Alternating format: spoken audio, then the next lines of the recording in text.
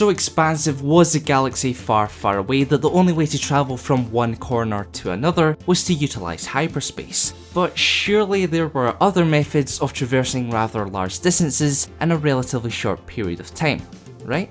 Well, yes. In fact, there was one strategy in particular that was so effective, it was often referred to as a gravitational slingshot or a swing by. Here is a detailed look at gravity assists.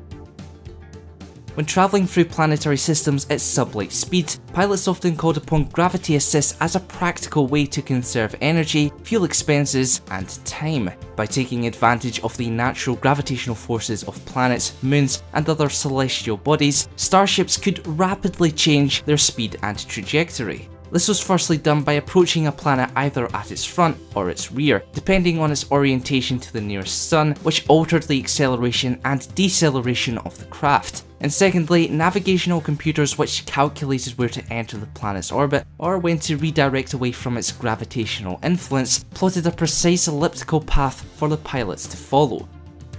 Gravitational assists were most commonly used for two reasons: decelerating upon arrival into planetary orbit and decelerating through a planet's atmosphere. However, they could also be used to divert ships into hyperspace portals, providing extra calculations were carried out to ensure they entered at the correct trajectory. It's also worth noting that by combining gravity assists with the gravitational pull of a star, greatly magnified the thrusting power of a spacecraft. A solar slingshot, as it came to be known, was only ever attempted by the most daring of pilots and desperate of pirates. For one, it required nearly all of the ship's energy to be diverted to its deflector shields. Also, those on board had to be strong enough to withstand immense radiation. It truly was not for the faint-hearted.